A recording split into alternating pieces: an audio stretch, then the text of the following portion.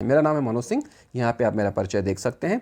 जिन्होंने भी Telegram channel जरूर ज्वाइन कर लीजिए। टेलीग्राम चैनल पे सारे अपडेट्स आते रहते हैं, जो भी वीडियो डालता हूँ वो यहाँ पे पहले ही पता चल जाता है। इसके अलावा मैं जो भी कंटेंट होता है यहाँ पे शेयर करने की कोशिश करता हूँ, ताकि आपको लगातार नए आइडियाज़ मिलते रहें। तो बढ़ते हैं आज के अपने टॉपिक की तरफ, अपने पहले क्वेश्चन की तरफ।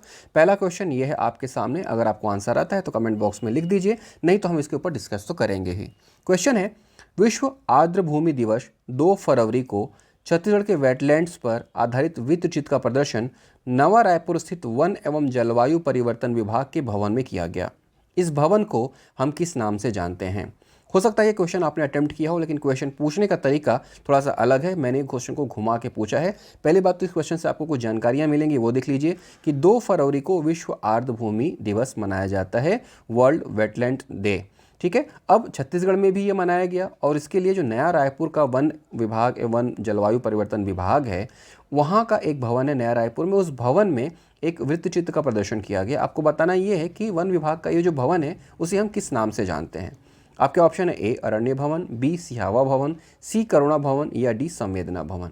इन 4 ऑप्शन में से अगर आपको आंसर पता है तो आप बताइए, नहीं तो हम सीधे चलते हैं अपने डिस्कशन की तरफ और देखते हैं कि आखिरकार इसका सही आंसर क्या है।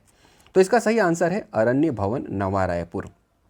अब ये तो आपको पता चल गया कि जलवायु परिवर्तन विभाग, वन विभाग का जो भवन है नया रायपुर में, वो किस नाम से जाना जाता है। लेकिन हमने ये देखा कि 2 फरवरी को हम विश्व आर्द्र भूमि दिवस मनाते हैं। तो अब छत्तीसगढ़ में इसको क्यों मना रहे हैं? क्या छत्तीसगढ़ में भी वेटलैंड्स हैं? तो इसका आंसर है जी हाँ, छत्तीसगढ़ में भी वेटलैंड्स हैं। और यहाँ पे आप फैक्ट्स है जिसको आप देख सकते हैं। कॉपी लेके बैठिए, नोट्स जरूर बनाइए, नोट करते चलिए, ताकि कंटेंट आपके दिमाग के साथ साथ नोटबुक में रहे और जब भी आपके दिमाग से उतरे आप उसे याद करते रहें। फैक्ट्स देखिए, राज्य में 3,77,966 हेक्टेयर क्षेत्रफल के कुल 35,534 वेटलैंड्स हैं। अब आपसे मेंस में 2 नंबर का क्वेश्चन पूछ सकता है कि छत्तीसगढ़ में वेटलैंड्स की क्या स्थिति है, बताइए। तो ये आंकड़े आप उसमें डाल सकते हैं। यहाँ पे ये इतने हेक्टेयर क्षेत्र में इतने वेटलैंड्स हैं। अब इसमें 2 अलग अलग आंकड़े हैं, देखिएगा, 2.25 हेक्टेयर से ज़्यादा और 2.25 हेक्टेयर से कम। तो ऐसे वेटलैंड्स जिनका क्षेत्रफल 2.25 हेक्टेयर से ज़्यादा है, उनकी संख्या है 7,711। और ऐसे वेटलैंड्स जिसका क्षेत्रफल 2.25 हेक्टेयर से कम है, उनकी संख्या है 27,823। कुल मिला के 35,534 वेटलैंड्स छत्तीसगढ़ में हैं। अब क्या होता है, छत्तीसगढ़ में क्यों इसको मनाया जा रहा है? क्योंकि जो छत्तीसगढ़ के महत्वपूर्ण वेटलैंड्स हैं, उनको रामसर स्थल के रूप में घोषित कराने के लिए राज्य सरकार पहल कर रही है। अब रामसर स्थल क्या है, रामसर समझौता क्या है, ये आपको पता रहना चाहिए। तो इसको आप खोजिएगा, और नई जानकारी है तो आप इसको पढ़िएगा कि रामसर समझौता क्यों है और क्यों रामसर स्थल के रूप में घोषित करने के लिए छत्तीसगढ़ सरकार भी प्रयास कर रही है। अगला क्वेश्चन देखते हैं। कांकेर जिले के मेडिकल कॉलेज का हाल ही में राज्य सरकार ने नामकरण किया है। यह मेडिकल कॉलेज अब किस नाम से जाना जाएगा? Option A Indira Gandhi medical college, option B Rajiv Gandhi medical college, option C JL Nehru medical college और ऑप्शन डी इनमें से कोई नहीं। ठीक है, तो कांकेर में मेडिकल कॉलेज खोला गया है, इसका आपके बारे में इसको आपको पता ही है, लेकिन अब उसका नामकरण कर दिया गया है। तो किस नाम से, ये आपको बताना है। देखिए, जवाहरलाल नेहरू मेडिकल कॉलेज किसका नाम है? ये रायपुर का जो मेडिकल कॉलेज है उसका नाम है, और कांकेर का जो मेडिकल कॉलेज है उसका नाम रखा गया है इंदिरा गांधी मेडिकल कॉलेज। तो कांकेर में जो मेडिकल कॉलेज है वो किस नाम से जाना जाएगा? इंदिरा गांधी मेडिकल कॉलेज के नाम से जाना जाएगा। अब हम आगे बढ़ते हैं अपने अगले क्वेश्चन की तरफ, क्वेश्चन नंबर 3। क्वेश्चन नंबर 3 देखते हैं। क्वेश्चन नंबर 3 देखिए क्या है। छत्तीसगढ़ राज्य नवाचार आयोग के पहले अध्यक्ष के रूप में किसे नियुक्त किया गया है? छत्तीसगढ़ राज्य नवाचार आयोग के पहले अध्यक्ष। अब एक नया आयोग का गठन किया गया, उसका नाम क्या है? छत्तीसगढ़ राज्य नवाचार आयोग। अब यहाँ पे मेंस में आपसे क्वेश्चन ये पूछ सकता है कि छत्तीसगढ़ राज्य नवाचार आयोग के बारे में बताइए। तो आपको इसका डिटेल बताना होगा, वो डिटेल में बताऊंगा जो आपके मेंस में भी काम आएगा। लेकिन पहले वनडे एग्जाम के हिसाब से देख लेते हैं कि इसके पहले अध्यक्ष कौन है। ऑप्शन देखिए, ए सुनील कुजूर, बी विवेक ढांड, सी अमिताभ जैन और डी अशोक अग्रवाल। अगर आप छत्तीसगढ़ के करंट अफेयर से लगातार जुड़े हुए हैं तो इस क्वेश्चन का बहुत ही ईजी तरीके से सॉल्व कर लेंगे, भले ही आपको आंसर पता हो या ना हो। जैसे कि सुनील कुजूर क्या है, आपको पता है कि ये निर्वाचन अधिकारी रह चुके हैं। अमिताभ जैन कौन है? अमिताभ जैन फिलहाल छत्तीसगढ़ के मुख्य सचिव हैं। और उसके अलावा अशोक अग्रवाल कौन है? ये रेड क्रॉस सोसाइटी के अध्यक्ष हैं। तो आपको जब क्वेश्चन मिले तो सिर्फ इसके एक ऑप्शन पर टिक लगा के ही आपको आगे नहीं बढ़ जाना है, बल्कि इसके हर ऑप्शन को देखना है कि आखिरकार इनका आंसर क्या होगा। सुनील कुजूर कौन है, विवेक ढांड कौन है, अमिताभ जैन कौन है, अशोक अग्रवाल कौन है। यहाँ पे जो आपका आंसर है वो है विवेक ढांड, लेकिन आपको बाकी तीनों के बारे में भी जानकारी रहनी चाहिए, जैसा कि मैंने अभी डिटेल में बताया। और इस तरह से जब आप डिटेल में पढ़ेंगे तो आप पूरे के पूरे कंटेंट के बारे में अवेयर रहेंगे। तो यहाँ पे देखिए, विवेक ढांड पूर्व मुख्य सचिव छत्तीसगढ़ शासन। विवेक ढांड पूर्व मुख्य सचिव रह चुके हैं छत्तीसगढ़ शासन के। और नवाचार आयोग का गठन क्यों किया गया है यहाँ पे देख लीजिए। छत्तीसगढ़ शासन द्वारा किए जाने वाले प्रशासनिक नवाचारों तथा विभिन्न जन कल्याणकारी योजनाओं के प्रभावी क्रियान्वयन के लिए समय समय पर राज्य सरकार को सुझाव देने के उद्देश्य से छत्तीसगढ़ राज्य नवाचार आयोग का गठन किया गया है। ये इस आंसर को आप 2 नंबर के मेंस के क्वेश्चन के हिसाब से अपने नोटबुक में नोट डाउन कर लीजिएगा और इसे बार बार पढ़िएगा, ताकि मेंस में अगर नवाचार आयोग के बारे में उसका उद्देश्य पूछता है तो आप एग्जैक्टली ये आंसर लिखेंगे, आपको 2 में 2 मार्क्स जरूर मिलेंगे। अगले क्वेश्चन की तरफ बढ़ते हैं। क्वेश्चन नंबर 4, सिरपुर महोत्सव 2023 का आयोजन कब से कब तक किया। सिरपुर महोत्सव के बारे में लगातार क्वेश्चंस आते रहते हैं, इसलिए इस क्वेश्चन के बारे में आपकी जानकारी रहनी चाहिए। ऑप्शन ए 5 से 7 जनवरी, ऑप्शन बी 5 से 7 फरवरी, ऑप्शन सी 5 से 7 मार्च और ऑप्शन डी 5 से 7 अप्रैल। अब अगर आपको छत्तीसगढ़ के पर्व और त्यौहार पता हैं और अगर आपको ये पता हो कि सिरपुर महोत्सव मनाया कब जाता है, कौन से महीने में मनाया जाता है, तो उस आधार पर आप इसका आंसर खोज लेंगे। तो यहाँ पे 4 आंसर दिए हुए हैं। आंसर अगर आपको पता है तो कमेंट बॉक्स में लिख के बताइए, नहीं तो हम चलते हैं सीधे इसके डिस्कशन के ऊपर। तो सिरपुर महोत्सव 2023 इसका जो आयोजन है वो प्रतिवर्ष किया जाता है। कहाँ पे किया जाता है? महानदी के तट पर। और कब किया जाता है? माघ पूर्णिमा के दिन। जैसा कि मैंने लिखा था अभी, माघ पूर्णिमा के दिन इसका आयोजन किया जाता है। अब आपको पता है कि माघ पूर्णिमा कब से शुरू होती है, तो माघ पूर्णिमा जो है वो फरवरी में शुरू रहती है। तो यहाँ पे देखिए 5 से 7 फरवरी 2023 तक इसका आयोजन किया गया। ये डेट बहुत इंपॉर्टेंट है, इस डेट को नोट करके रख लीजिएगा और इसको रिवाइज करते रहिएगा, ताकि अगर इससे क्वेश्चन आए कि सिरपुर महोत्सव कब आयोजित किया गया था, तो आपके पास इसका आंसर है 5 से 7 फरवरी 2023। अगले क्वेश्चन की तरफ बढ़ते हैं। राजिम माघी पुन्नी मेला, ठीक है, ये तो बहुत ही इंपॉर्टेंट है राजिम माघी पुन्नी मेला, क्योंकि इसका नाम भी बदल दिया गया है और अब लगातार अच्छे तरीके से आयोजित भी हो रहा है। छत्तीसगढ़ का इसमें जो है फ्लेवर भी नज़र आता है। तो इस हिसाब से इसके बारे में आपको जानना ज़रूरी है। और ये भी आपको जानना ज़रूरी है कि राजिम का जो मेला है वो माघ पूर्णिमा से शुरू होकर महाशिवरात्रि तक जाता है, यानी कि ये काफ़ी लंबा चलता है। तो यहाँ पर पूछ रहा है क्वेश्चन कि उद्घाटन किस दिन हुआ, 3 फरवरी, 4 फरवरी, 5 फरवरी या 6 फरवरी। आपने अभी पिछला क्वेश्चन देखा है सिरपुर महोत्सव का, अगर वो भी आप याद कर लेते हैं तो आपको उसका आइडिया मिल जाएगा, क्योंकि जो माघी पुन्नी मेला है ये भी माघ पूर्णिमा के दिन शुरू होता है और जो सिरपुर महोत्सव है वो भी माघ पूर्णिमा के दिन शुरू होता है। और माघ पूर्णिमा कब थी? 5 फरवरी को थी। तो देखिए यह मेला 5 फरवरी को शुरू होकर 28 फरवरी को समाप्त हुआ। तो इसका मतलब 18 फरवरी को क्या था? 18 फरवरी को था महाशिवरात्रि। 5 फरवरी से लेकर 18 फरवरी तक इसका आयोजन किया गया, यानी कि माघ पूर्णिमा से लेकर महाशिवरात्रि तक, ठीक है। तो यह मेला इतने दिनों तक चलता है और काफ़ी इंपॉर्टेंट है, इससे क्वेश्चंस लगातार मेंस में भी आते रहते हैं। अगला क्वेश्चन देखिए, राज्य के पहले mobile millet cafe on wheels की शुरुआत किस जिले से हुई है? मोबाइल मिलेट कैफ़े, इसका नाम दिया गया है मिलेट्स ऑन व्हील्स। ये कहाँ से शुरू किया गया है? बलौदाबाजार, रायपुर, रायगढ़ या बिलासपुर, ठीक है। मोबाइल मिलेट कैफ़े है जो चलता फिरता मिलेट कैफ़े है और इसका नाम दिया गया है मिलेट ऑन व्हील। इसकी शुरुआत किस जिले से हुई है ये आपको बताना है। ऑप्शन है ए बलौदाबाजार, बी रायपुर, सी रायगढ़, डी बिलासपुर। आंसर पता है तो बहुत अच्छी बात है, नहीं पता है तो इसको नोट डाउन कर लीजिएगा और कमेंट बॉक्स में लिख के बताने की कोशिश करिएगा कि आपको आंसर आता है। अब ये देखिए, पहला जो मोबाइल मिलेट कैफ़े है ये खरसिया में शुरू किया गया। और खरसिया कहाँ पे है? खरसिया रायगढ़ ज़िले में है। इसका मतलब ये है कि प्रदेश का पहला मोबाइल मिलेट कैफ़े यानी कि मिलेट ऑन व्हील्स कहाँ शुरू किया गया है? रायगढ़ ज़िले में शुरू किया गया है। अब आपको ये भी जानकारी होनी चाहिए कि 2023 जो वर्ष अभी चल रहा है उसको अंतर्राष्ट्रीय मिलेट्स ईयर के रूप में घोषित किया गया है, ठीक है। तो इस तरह से ये जानकारी भी आपको रहनी चाहिए। अब आपके लिए क्वेश्चन भी यहाँ पे मैं दे रहा हूँ, इस क्वेश्चन का आंसर आप ज़रूर मुझे बताइएगा कि छत्तीसगढ़ में मिलेट्स को बढ़ावा देने के लिए राज्य का सबसे बड़ा प्रोसेसिंग प्लांट कहाँ स्थापित किया गया है? छत्तीसगढ़ में मिलेट्स को बढ़ावा देने के लिए राज्य का सबसे बड़ा प्रोसेसिंग प्लांट कहाँ स्थापित किया गया है? इसका आंसर आप मुझे कमेंट बॉक्स में ज़रूर बताइएगा। अगले क्वेश्चन की तरफ बढ़ते हैं, काफ़ी इंपॉर्टेंट क्वेश्चन है। छत्तीसगढ़ के स्कूल शिक्षा विभाग को CSI ने ई गवर्नेंस अवार्ड के तहत दिल्ली में उत्कृष्टता पुरस्कार से सम्मानित किया है। यह सम्मान किस मोबाइल ऐप के लिए प्रदान किया गया है? छत्तीसगढ़ के स्कूल शिक्षा विभाग को CSI ने ई गवर्नेंस अवार्ड के तहत दिल्ली में उत्कृष्टता पुरस्कार दिया है। आपको बताना है कि यह सम्मान किस मोबाइल एप्लीकेशन के लिए छत्तीसगढ़ शिक्षा स्कूल विभाग को दिया गया है। ऑप्शन ए बोल टू के बोल, ऑप्शन बी पढ़ई तुहर द्वार, ऑप्शन सी सेजेस, ऑप्शन डी निकलर। बुलटू के बोल, जैसा कि आपको पता है ब्लूटूथ से लगातार पढ़ाई की जाती रही है कोरोना काल में। पढ़ई तो हर द्वार, इसका भी ऐप बनाया गया था और ये भी काफ़ी सक्सेस रहा है। सेजेस यानी कि Swami Atmanand English medium school और निकलर, ये भी एक एप्लीकेशन है। तो आपको बताना है कि इन चारों में से कौन सा ऑप्शन सही है। नहीं पता तो चलते हैं अपने डिस्क्रिप्शन की तरफ और देखते हैं कि आखिरकार इसका सही आंसर क्या है। तो इसका सही आंसर है ऑप्शन डी, निकलर ऐप। निकलर ऐप का मतलब क्या हुआ, ये दो शब्दों से मिलकर बना है। पहला तो है एनआईसी। एनआईसी आप जानते हैं कि छत्तीसगढ़ में ये जो सूचना प्रौद्योगिकी का काम है वो करती है, और इसके अलावा इसमें जुड़ा हुआ है LER, जो कि लर्निंग का पहला 3 शब्द हैं। तो ये एनआईसी और लर्निंग का LER जोड़ के ये बना हुआ है निकलर ऐप। इस तरह से इसका नाम पड़ा है निकलर ऐप। अब निकलर ऐप क्या है इसके बारे में भी जान लीजिए।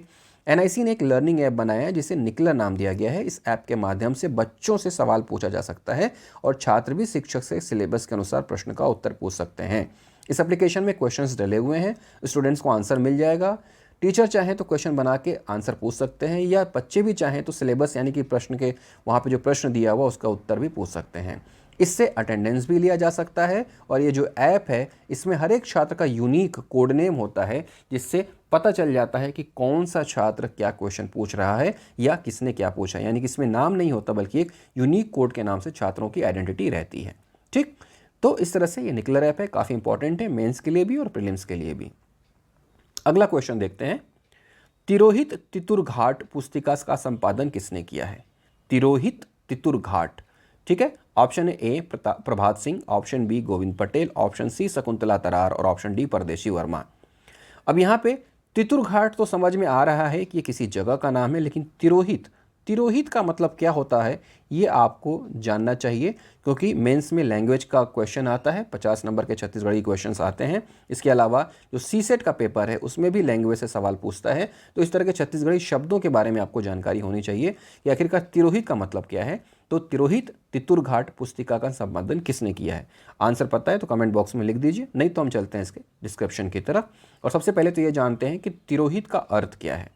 तिरोहित का अर्थ होता है भुला दिया गया, ठीक है, कोई ऐसा जगह जिसको भुला दिया गया है। तो अब यहाँ पे देखिए क्या नाम लिखा हुआ था, तिरोहित तितुरघाट, यानी कि ऐसा घाट जिसे भुला दिया गया, और वो घाट कौन सा है? तितुरघाट, जिसे भुला दिया गया है।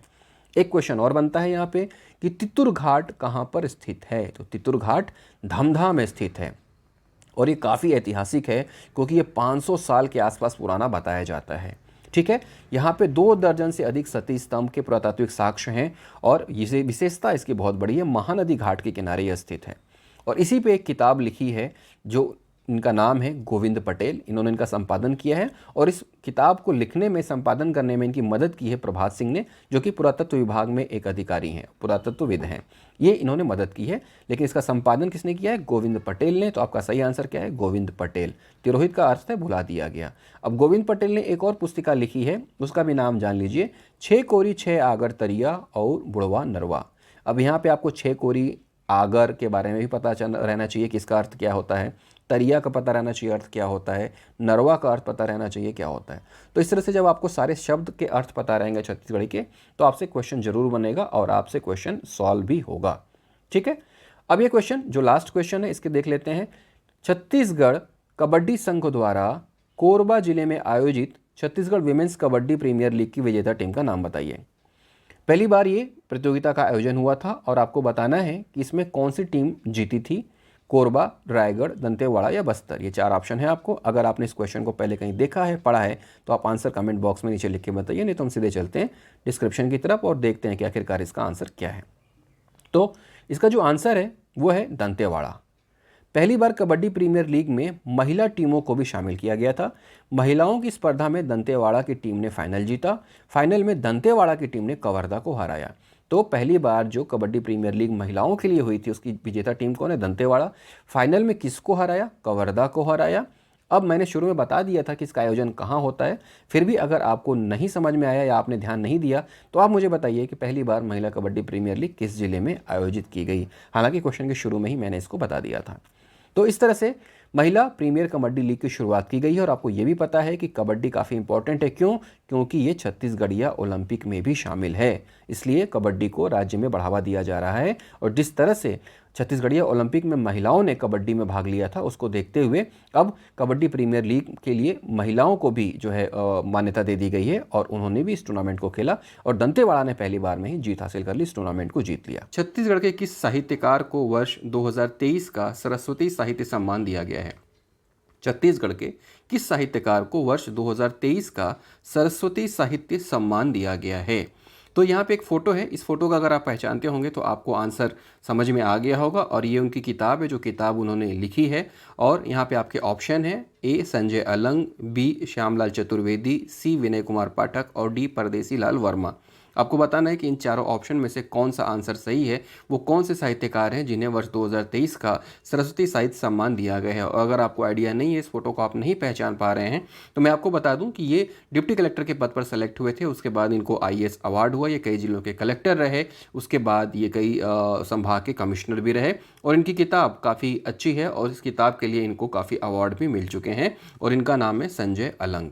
तो ये जो संजय अलंग है, इन्हें ये सम्मान मिला है 2023 का सरस्वती साहित्य सम्मान और यह सम्मान छत्तीसगढ़ की संस्कृति और इतिहास पर किए गए विशिष्ट शोधों और शोधात्मक इतिहास लेखन को रेखांकित करते हुए दिया गया है। एक चीज़ और नोट कर लीजिएगा अपने नोटबुक में कि केंद्र सरकार के मानव संसाधन शिक्षा मंत्रालय से इन्हें सर्वश्रेष्ठ शोध लेखन का सर्वोच्च राष्ट्रीय पुरस्कार भी मिला है।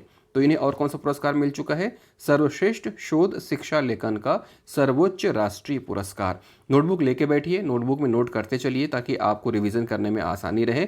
बार बार आप वीडियो नहीं देख सकते, बार बार आप कंटेंट को रिवाइज करना ज़रूरी है आपके लिए और वो तभी हो सकता है कि जब आप इस वीडियो को 2 से 3 बार देख के उसके बाद आप इस कंटेंट को अपने नोटबुक में लिख लीजिए और जो चीज़ें नहीं याद होती हैं उसको आप रिवीजन करते रहिए।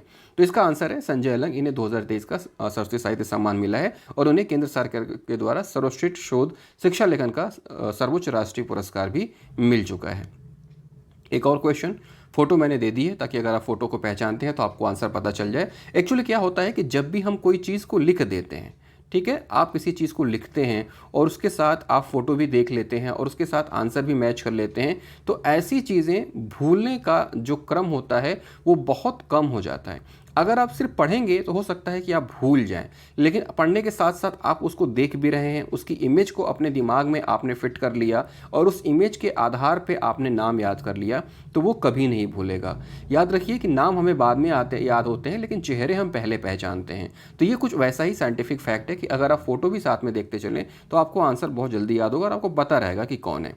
तो क्वेश्चन की तरफ बढ़ते हैं। क्वेश्चन देखिए, Indian red cross society Chhattisgarh शाखा का अध्यक्ष किसे नियुक्त किया गया है?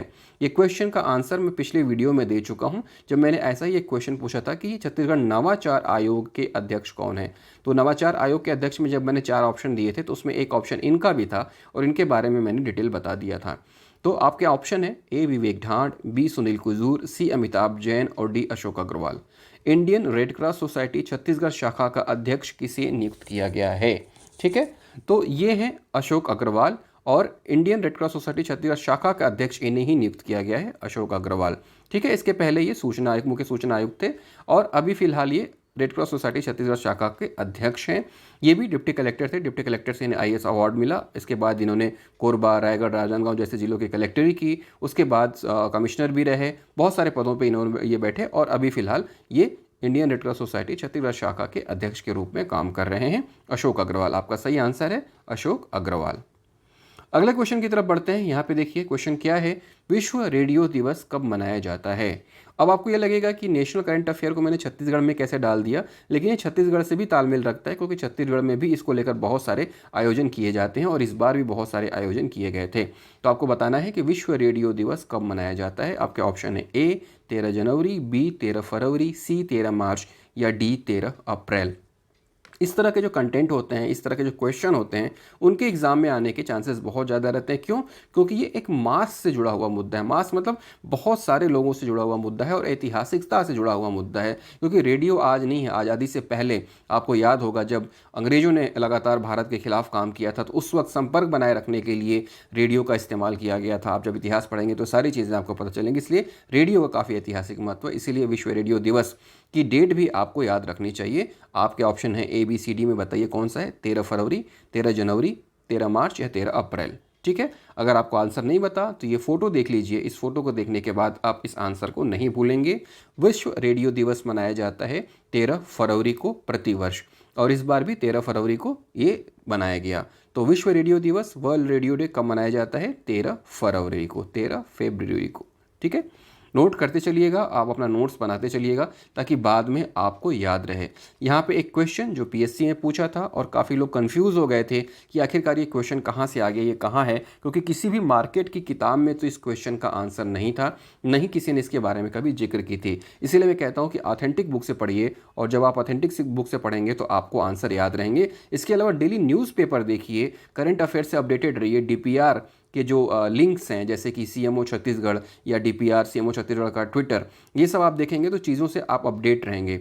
अब ये जो क्वेश्चन है ये इसलिए पूछा गया था क्योंकि वहाँ पे मुख्यमंत्री जो है वो गए थे और दर्शन किया था मधेश्वर महादेव मंदिर में। ये फोटो देखिए, मुख्यमंत्री भूपेश बघेल का, ये दर्शन कर रहे हैं मधेश्वर महादेव मंदिर में। तो इसी से रिलेटेड क्वेश्चन पूछा गया था और आपने आंसर देख लिया होगा। नहीं देखा तो बताइए इसका आंसर क्या है? ए जशपुर, बी कोरिया, सी सूरजपुर या डी सरगुजा। मधेश्वर महादेव मंदिर कहाँ है? मैं आपको इसकी डिटेल भी बताऊंगा और इससे रिलेटेड और भी क्या चीज़ें हैं वो भी बताऊंगा। तो अगर आपको ऑप्शन पता है तो आप आंसर बताइए, नहीं तो फिर मैं चलता हूँ आगे और इसकी डिटेल में आपको बताता हूँ।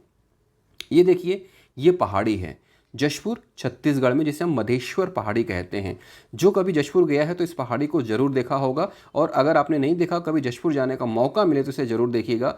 ऐसा कहते हैं कि विश्व का सबसे बड़ा प्राकृतिक शिवलिंग है ये, क्योंकि जो इसका शेप है, जो इसका आकार है, ये उसी तरह से दिखता है, इसीलिए इसको हम मधेश्वर महादेव पहाड़ी कहते हैं और ये जशपुर में स्थित है। और जो मधेश्वर महादेव मंदिर है वो कहाँ है? जशपुर में है। जशपुर के किस हिस्से में? कुनकुरी में है। ठीक है। अब मायाली नेचर पार्क जो जशपुर में बना हुआ है वो इसी मधेश्वर पहाड़ी के आसपास है, और यहीं पर छत्तीसगढ़ प्रदेश का सबसे पहला मड हाउस भी बना है, जिसका उद्घाटन सीएम भूपेश बघेल ने किया था। ठीक है। तो एक क्वेश्चन यहाँ पे आपसे और बनता है कि प्रदेश का पहला मड हाउस कहाँ पे बना है? तो प्रदेश का पहला मड हाउस बना है कुनकुरी जशपुर में, मधेश्वर पहाड़ी के पास, और यहीं पर मायाली नेचर पार्क है। मधेश्वर पहाड़ी एक ऐतिहासिक जगह है, तो इसके बारे में मेंस में भी 2 नंबर के क्वेश्चन लिखने को आ सकता है। तो इतने सारी डिटेल जब आप वहाँ पे देंगे तो आपका ये क्वेश्चन 2 नंबर या 4 नंबर में इजीली कंप्लीट हो जाएगा।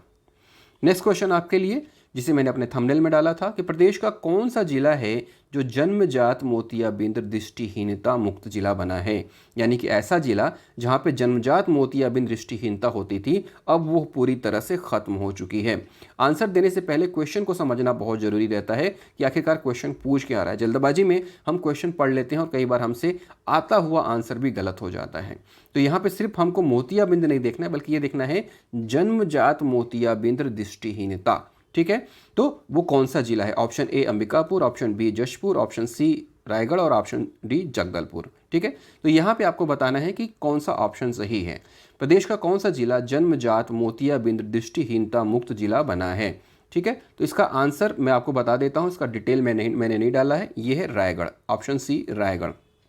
तो रायगढ़ वो जिला है जो जन्मजात मोतियाबिंद दृष्टिहीनता मुक्त जिला बना है। यहाँ पे ऐसे केसेस आते थे जिसमें बच्चों को जन्म से ही मोतियाबिंद रहता था, तो इसका ट्रीटमेंट शुरू किया गया, इसके बारे में पता लाया गया, और जितनी भी संख्या थी उन सबको ट्रीटमेंट करके ठीक किया गया। और उसके बाद अब वहाँ पे एक भी केस ऐसा नहीं है जिसमें जन्मजात मोतियाबिंद दृष्टिहीनता पाई जाती है। इसीलिए इसको जन्मजात मोतियाबिंद दृष्टिहीनता मुक्त जिला कहा गया है, और यह जिला है रायगढ़। ऑप्शन जो है देख लीजिएगा और इसको नोट कर लीजिएगा, और अगर एक बार में वीडियो ना समझ में आए तो दोबारा इसे आप बाद में देख लीजिएगा। नेक्स्ट ऑप्शन देखिए, नेक्स्ट क्वेश्चन देखिए। अब फरवरी का जो महीना है ना, वो उसमें बहुत सारे आपके महोत्सव और समारोह होते हैं। क्यों? क्योंकि माघ जो है महीना शुरू हो जाता है, और आपको पता है कि माघ पूर्णिमा से बहुत सारे छत्तीसगढ़ के महोत्सव और फेस्टिवल स्टार्ट हो जाते हैं। इसीलिए फरवरी का महीना बहुत इंपॉर्टेंट है, इसमें बहुत सारे फेस्टिवल्स हैं, तो इनके डेट्स को आपको याद रखना जरूरी है। यहाँ पे क्वेश्चन देखिए, कोरबा जिले में पाली महोत्सव का आयोजन किया गया। यह महोत्सव कब से कब तक मनाया गया? अब इसमें एक तो देखिए कि पाली महोत्सव कहाँ मनाया जाता है? कोरबा में मनाया जाता है। अब पाली महोत्सव क्यों मनाया जाता है? आपको इस बात की भी जानकारी रहनी चाहिए, क्योंकि पाली में ऐतिहासिक शिव मंदिर स्थित है, और उसके बारे में आपको जानकारी होनी चाहिए, क्योंकि वो पुरातत्व सर्वेक्षण वाली जगह है, ठीक है, संरक्षित जगह है, उसके बारे में मेंस में पूछ भी सकता है। तो पाली के बारे में, पाली के ऐतिहासिक शिव मंदिर के बारे में आपको जानकारी होनी चाहिए। और उसके बाद प्रतिवर्ष यहाँ पे महोत्सव मनाया जाता है, तो इस बार ये महोत्सव कब हुआ इसके बारे में भी आपको जानकारी होनी चाहिए। आपके आंसर यहाँ पे देखिए, ऑप्शन देखिए, ए 18 से 19 फरवरी, बी 20 से 21 फरवरी, सी 21 से 22 फरवरी, या डी 22 से 23 फरवरी।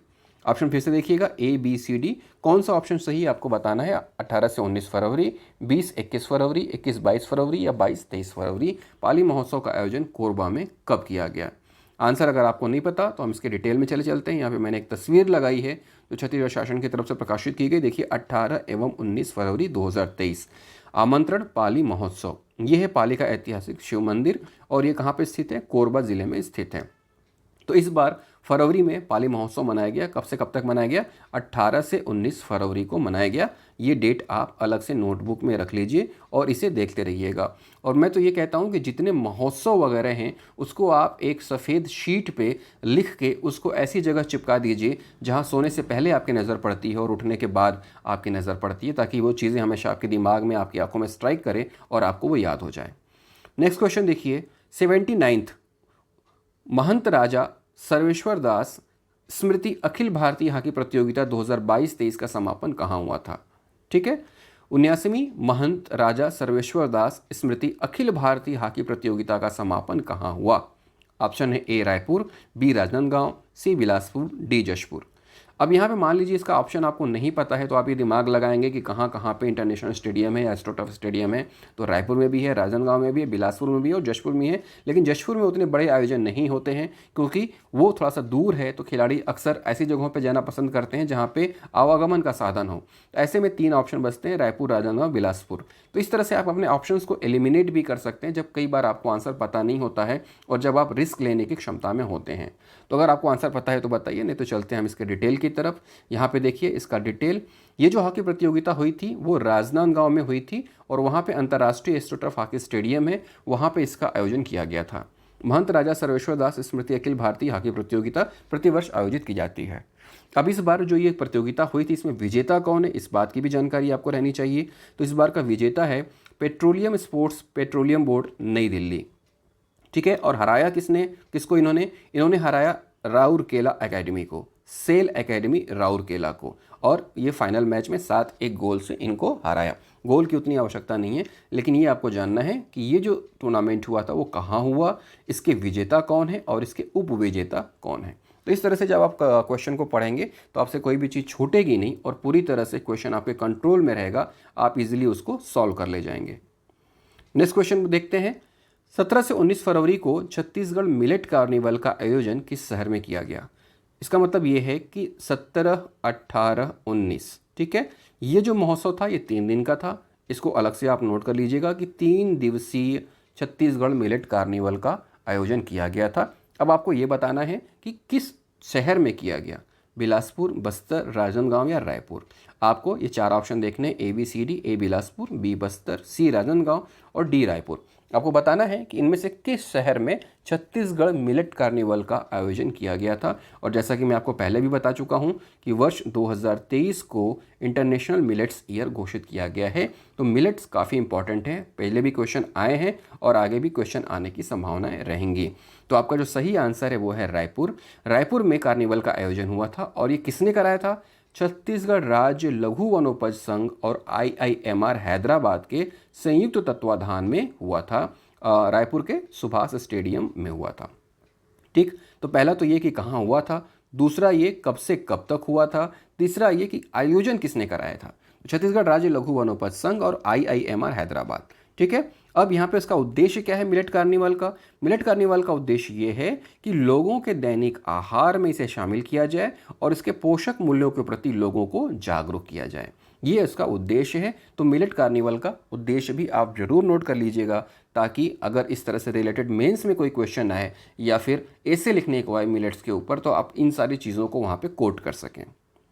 क्वेश्चन देखिए, जगदलपुर में 3 दिवसीय चित्रकोट महोत्सव का आयोजन कब से कब तक किया गया। अब चित्रकोट महोत्सव, चित्रकोट आप जानते ही हैं, छत्तीसगढ़ का नियाग्रा इसको कहते हैं। वहाँ पे पर्यटक बहुत आते हैं और उसे डेवलप करने का भी प्रयास लगातार किया जा रहा है। इसको और ज़्यादा प्रसिद्धि मिले, पर्यटन के क्षेत्र में इसका नाम हो, इसलिए वहाँ पे महोत्सव का भी आयोजन किया जाता है। तो आपको बताना है कि इस बार ये जो 3 दिन का महोत्सव था, चित्रकूट महोत्सव, कब से कब तक किया गया। ऑप्शन ए 14 से 16 फरवरी, ऑप्शन बी 18 से 20 फरवरी, ऑप्शन सी 12 से 14 फरवरी और ऑप्शन डी इनमें से कोई नहीं। ये 4 ऑप्शन आपके पास हैं, आपको बताना है कि इनमें से सही आंसर क्या है। जगदलपुर में 3 दिवसीय चित्रकूट महोत्सव का आयोजन कब से कब तक किया गया। अगर आपको आंसर पता है तो कमेंट बॉक्स में बताइए, और नहीं पता है तो हम देखते हैं एक तस्वीर जिसमें आपको इस बात की जानकारी मिल जाएगी। यहाँ पे देखिए आंसर दिया हुआ है 14 से 16 फरवरी। ठीक है, तो 14 से 16 फरवरी को इसका आयोजन किया गया था, यानी कि जो इसका आंसर है ए वो सही है।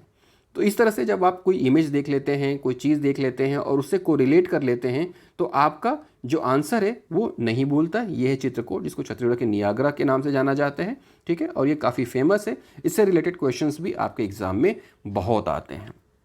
तो उम्मीद करता हूँ आप लगातार पढ़ रहे हैं, अपनी पढ़ाई पे ध्यान दे रहे हैं। जो भी आपका टारगेट है, उस टारगेट को लेकर आप पूरी तरह से अडिग हैं और लगातार बने हुए हैं, ताकि आप अपने एग्ज़ाम में सफल हों। टेलीग्राम चैनल ज्वाइन कर लीजिए ताकि आपको लगातार अपडेट्स मिलते रहें और न्यू आइडियाज़ आपको मिलते रहें। वीडियोस आप शेयर करिएगा, क्योंकि ज्ञान बांटने से बढ़ता है और मैं चाहता हूँ कि ज़्यादा से ज़्यादा जो एस्पिरेंट हैं वो इसका फ़ायदा ले सकें।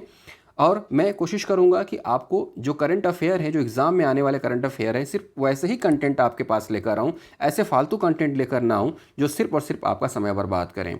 चूँकि एक एस्पिरेंट होने के नाते एक फीलिंग आ जाती है कि किस तरह के क्वेश्चन एग्जाम में आ रहे हैं और आने वाले समय में किस तरह के क्वेश्चन आने की संभावना है। आप भी जब पुराने क्वेश्चंस देखेंगे और मन लगाकर पढ़ेंगे तो आप भी अपने क्वेश्चन खुद सेलेक्ट कर पाने में कामयाब होंगे। तो उम्मीद करता हूँ ये वीडियो पसंद आएगा। अगला पार्ट लेकर फिर हम मिलेंगे, तब तक लगातार पढ़ते रहिए। जय हिंद।